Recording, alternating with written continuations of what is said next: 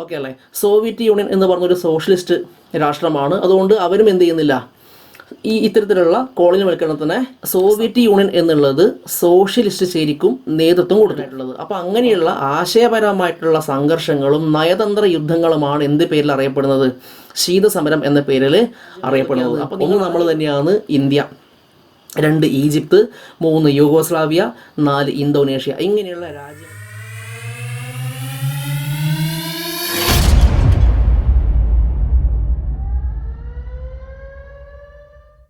അപ്പോൾ നമ്മൾ കഴിഞ്ഞ ക്ലാസ്സിൽ എന്താണ് രണ്ടാം ലോക മഹായുദ്ധം എന്ന് പറഞ്ഞു, അതിൻ്റെ ഫലങ്ങളും പറഞ്ഞു, ഏറ്റവും അവസാനം ഐക്യരാഷ്ട്ര സംഘടനയും പറഞ്ഞു വെച്ചിട്ടുണ്ട്. അപ്പോൾ ഇന്ന് നമുക്ക് അതിൻ്റെ ശേഷമുള്ള മറ്റ് ടോപ്പിക്കുകൾ നോക്കാം. ഓക്കെ, അപ്പോൾ അതിൽ ഒന്നാമത്തെ ടോപ്പിക്കാണ് എന്തെന്ന്, കോളനികൾ സ്വതന്ത്രമാവുന്നു. ആദ്യം നമുക്ക് അതിൽ പറയുന്ന കാര്യങ്ങളൊന്ന് നോക്കാം, അതിന് ശേഷം അത് വിശദീകരിച്ച് എന്ത് ചെയ്യാം, അതൊന്ന് പറയാൻ വേണ്ടി ശ്രമിക്കാം. ഓക്കെ, അപ്പോൾ അതിൽ പറഞ്ഞ കാര്യമാണ് രണ്ടാം ലോക മഹായുദ്ധാനന്തരം സാമ്രാജ്യത്വ ശക്തികളുടെ മേധാവിത്വം ചോദ്യം ചെയ്യപ്പെട്ടു തുടങ്ങി. അതിനാൽ കോളനികളിൽ ഉയർന്നു വന്ന ദേശീയ സമരങ്ങളെ നിയന്ത്രിക്കാൻ യൂറോപ്യൻ രാജ്യങ്ങൾ കഴിഞ്ഞില്ല.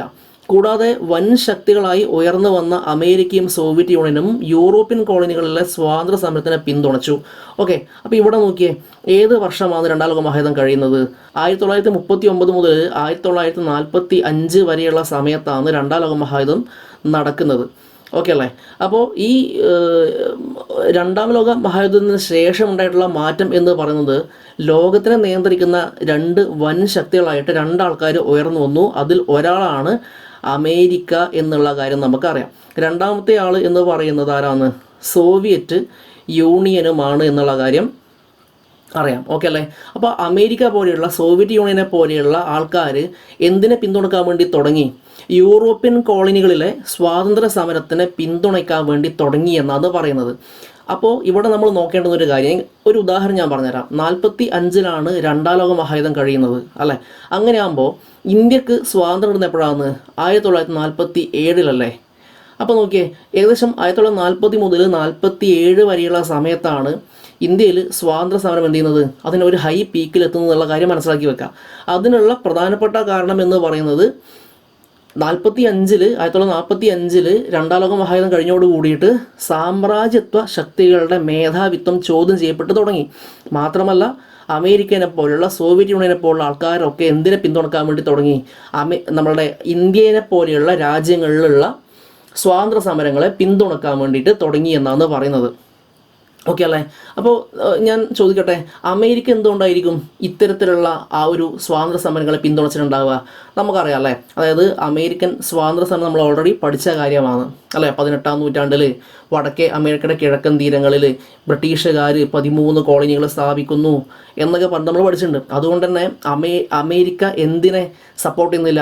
ഈ ഒരു കോളനിവൽക്കരണത്തിനെ സപ്പോർട്ട് ചെയ്യുന്നില്ല. ഓക്കെ അല്ലേ. സോവിയറ്റ് യൂണിയൻ എന്ന് പറഞ്ഞൊരു സോഷ്യലിസ്റ്റ് രാഷ്ട്രമാണ്. അതുകൊണ്ട് അവരും എന്ത് ചെയ്യുന്നില്ല, ഇത്തരത്തിലുള്ള കോളനിവൽക്കരണത്തിനെ സപ്പോർട്ട് ചെയ്യുന്നില്ല. അതുകൊണ്ട് തന്നെ സാമ്രാജ്യത്വ ശക്തികളുടെ ഭരണത്തിൽ നിന്ന് കോളനികൾ ഈ ഒരു സമയത്ത് എന്ത് ചെയ്യുന്നുണ്ട്, വ്യാപകമായിട്ട് സ്വാതന്ത്ര്യം നേടുന്നുണ്ട്. ഇതാണ് മക്കൾ എന്ത് പേരിൽ അറിയപ്പെടുന്നത്?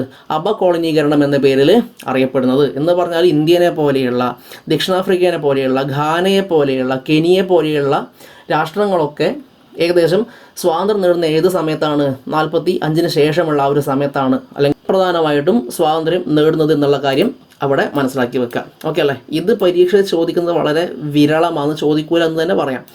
അടുത്തത് എന്ത് ചെയ്യണം? നിർബന്ധമായിട്ടും പഠിക്കേണ്ടതാണ് ശീതസമരം. ഒന്നുകൂടി ഞാൻ നിങ്ങളെ ആ ഒരു കാര്യം ഒന്നുകൂടി ഓർമ്മിപ്പിക്കുകയാണ് അല്ല. രണ്ടാം ലോക മഹായുദ്ധത്തിന് ശേഷം 2 വൻ ശക്തികളായിട്ട് ഉയർന്നു വന്നത് ആരൊക്കെ?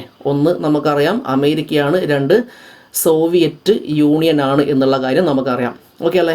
ഇനി നോക്ക്, ഈ അമേരിക്ക എന്ന് പറയുന്ന അല്ലേ, അമേരിക്ക അതേപോലെ തന്നെ സോവിയറ്റ് യൂണിയൻ അല്ലേ, ഈ 2 ആൾക്കാരും 2 വൻ ശക്തികളായിട്ട് ഉയർന്നു വന്നു. അതിൽ അമേരിക്ക എന്നുള്ളത് മുതലാളിത്ത ചേരിക്കും, ശ്രദ്ധിക്കണേ, മുതലാളിത്ത ചേരി, അതേപോലെ തന്നെ സോവിയറ്റ് യൂണിയൻ എന്നുള്ളത് സോഷ്യലിസ്റ്റ് ചേരിക്കും നേതൃത്വം കൊടുത്തു. ഓക്കെ അല്ലേ. സോഷ്യലിസ്റ്റ് ചേരി. ഓക്കെ അല്ലേ? അപ്പോൾ മുതലാളിത്ത ചേരിയുടെ ഹെഡ് എന്ന് പറയുന്നത് അമേരിക്കയാണ്, സോഷ്യലിസ്റ്റ് ചേരിയുടെ ഹെഡ് എന്ന് പറയുന്നത് സോവിയറ്റ് യൂണിയൻ ആണെന്നുള്ള കാര്യം മനസ്സിലാക്കി വെക്കുക. ഇങ്ങനെയുള്ള ഈ രണ്ട് ആൾക്കാർ തമ്മിൽ നടന്നിട്ടുള്ള ശത്രുത, അതെങ്ങനെയുള്ള ശത്രുത എന്നാണ് പറയുന്നത്? നോക്ക്, ആശയപരമായിട്ടുള്ള സംഘർഷങ്ങളാണ് ഇവർ തമ്മിൽ ഉണ്ടായിട്ടുള്ളത്. അതേപോലെ തന്നെ നയതന്ത്രപരമായിട്ടുള്ള യുദ്ധങ്ങളാണ് ഇവർ തമ്മിൽ ഉണ്ടായിട്ടുള്ളത്. അപ്പോൾ അങ്ങനെയുള്ള ആശയപരമായിട്ടുള്ള സംഘർഷങ്ങളും നയതന്ത്ര യുദ്ധങ്ങളുമാണ് എന്ത് പേരിൽ അറിയപ്പെടുന്നത്? ശീതസമരം എന്ന പേരിൽ അറിയപ്പെടുന്നത്. അപ്പോൾ നിങ്ങൾ ആകെ ഇവിടെ പഠിക്കേണ്ടുന്ന ടേം എന്ന് പറയുന്നത്, ഒന്ന് മുതലാളിത്ത ചേരി, രണ്ട് സോഷ്യലിസ്റ്റ് ചേരി. ഓക്കെ അല്ലേ? ഈ രണ്ട് ആൾക്കാരും, അതായത് മുതലാളിത്ത ചേരിയുടെ ഹെഡായിട്ടുള്ള അമേരിക്കയും സോഷ്യലിസ്റ്റ് ചേരിയുടെ ഹെഡായിട്ടുള്ള സോവിയറ്റ് യൂണിയനും തമ്മിലുണ്ടായിട്ടുള്ള ആശയപരമായിട്ടുള്ള സംഘർഷങ്ങളും നയതന്ത്ര യുദ്ധങ്ങളുമാണ് എന്ത് പേരിൽ അറിയപ്പെടുന്നത്? ശീതസമരം എന്ന പേരിൽ അറിയപ്പെടുന്നത്. ചുരുക്കി പറഞ്ഞാൽ ഇവർ തമ്മിലുള്ള മത്സരം, ഇതാണ് എന്തെന്ന് ശീതസമരം എന്ന പേരിൽ അറിയപ്പെടുന്നത്. മനസ്സിലായോ? ഇപ്പോൾ ഒരു ക്ലാസ്സിൽ രണ്ട് പഠിപ്പിച്ചുകൾ ഉണ്ടെങ്കിൽ എന്താണ്, അവർ ഈ പഠിത്തത്തിൻ്റെ കാര്യത്തിൽ അങ്ങോട്ടും ഇങ്ങോട്ടും എന്തുണ്ടാവും അല്ലേ? അങ്ങോട്ടും ഇങ്ങോട്ടും പ്രത്യക്ഷമായിട്ടില്ലെങ്കിലും പരോക്ഷമായിട്ടുള്ള മത്സരങ്ങളും ഉണ്ടാവും.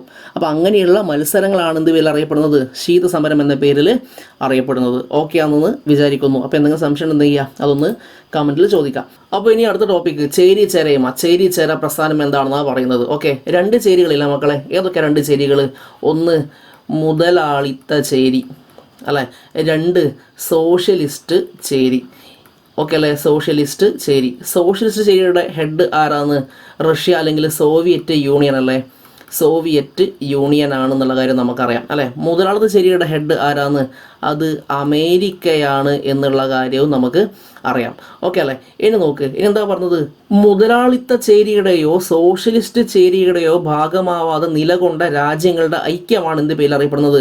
ചേരി ചേര പ്രസ്ഥാനം എന്ന പേരിൽ അറിയപ്പെടുന്നത്. എന്ന് പറഞ്ഞാൽ രണ്ടാം ലോക മഹായുദ്ധാനന്തരം 45 കഴിഞ്ഞിട്ടുള്ള രണ്ടാം ലോക മഹായുദ്ധാനന്തരം അമേരിക്കയുടെ ഭാഗത്തേക്കും സോവിയറ്റ് യൂണിയൻ്റെ ഭാഗത്തേക്കും പോവാതിരുന്ന, അതായത് ചെറുതും വലുതുമുള്ള ഒരുപാട് രാജ്യങ്ങളില്ലേ, ഈ രാജ്യങ്ങൾക്കുള്ള രണ്ട് ഓപ്ഷൻ എന്ന് പറയുന്നത്, ഒന്നിക്കിൽ എന്ത് ചെയ്യാം, മുതലാളിത്ത ചേരിയുടെ ഭാഗത്തേക്ക് എന്ന് പറഞ്ഞാൽ അമേരിക്കയുടെ ഭാഗത്തേക്ക് പോകാം, അതും അല്ലെങ്കിൽ സോവിയറ്റ് യൂണിയൻ്റെ അല്ലെങ്കിൽ സോഷ്യലിസ്റ്റ് ചേരിയുടെ ഭാഗത്തേക്ക് പോകാം എന്നുള്ള ഓപ്ഷൻ ഉണ്ടായിരുന്നു.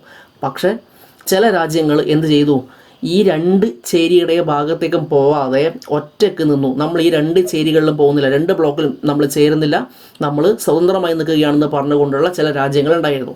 അത്തരത്തിലുള്ള രാജ്യങ്ങളുടെ കൂട്ടത്തിനെ നമ്മൾ എന്ത് പറയാം? ചേരി ചേരായ്മ അല്ലെങ്കിൽ ചേരി ചേര പ്രസ്ഥാനം എന്ന പേരിൽ അറിയപ്പെടുന്നത്. അങ്ങനെയുള്ള രാജ്യങ്ങൾ ഏതൊക്കെയാണ്? ഒന്ന് നമ്മൾ തന്നെയാണ് ഇന്ത്യ, രണ്ട് ഈജിപ്ത്, മൂന്ന് യൂഗോസ്ലാവിയ, നാല് ഇന്തോനേഷ്യ. ഇങ്ങനെയുള്ള രാജ്യങ്ങളൊന്നും എന്ത് ചെയ്തില്ല? അമേരിക്കയുടെ ഭാഗത്തേക്ക് പോവാതെ സോഷ്യലിസ്റ്റ് ഭാഗത്തേക്ക് പോവാതെ സ്വതന്ത്രമായിട്ട് നിന്നു. അപ്പോൾ അങ്ങനെയുള്ള രാജ്യങ്ങളുടെ കൂട്ടത്തിന് നമുക്ക് എന്ത് പറയാം? ചേരി ചേര പ്രസ്ഥാനം എന്ന പേരിൽ നമുക്ക് അറിയാം. ഇനി ഈ ഒരു പ്രസ്ഥാനത്തിന് രൂപം നൽകാൻ വേണ്ടിയിട്ട് തീരുമാനിക്കുന്നത് എപ്പോഴാണ്, ഏത് വർഷമാണ്, എവിടെ വെച്ചിട്ട്? അതിവിടെ പഠിച്ചു വെക്കണം. 1955 ഇന്തോനേഷ്യയിലെ ബാന്തൂങ്ങിൽ ചേർന്ന സമ്മേളനത്തിൽ വെച്ചിട്ടാണ് ചേരി ചേര പ്രസ്ഥാനത്തിന് രൂപം നൽകാൻ വേണ്ടിയിട്ട് തീരുമാനിക്കുന്നത്. അപ്പോൾ ആ വർഷം ഒന്ന് നിർബന്ധം പഠിക്കണം. 1955 അല്ലേ? എവിടെ വെച്ചിട്ട്? ബാന്തൂങ്ങിൽ വെച്ചിട്ട്.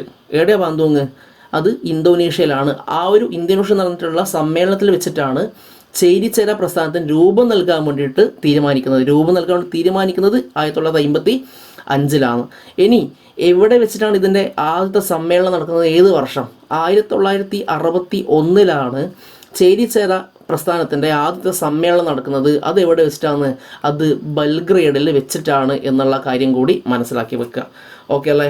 അപ്പോൾ ഇരു ചേരികളിലും ചേരാതെ ഒറ്റയ്ക്ക് നിന്നിട്ടുള്ള രാജ്യങ്ങളുടെ ആ ഒരു കൂട്ടത്തിന് നമുക്ക് എന്താ പറയാം? ചേരി ചേര പ്രസ്ഥാനം എന്ന് പറയാം.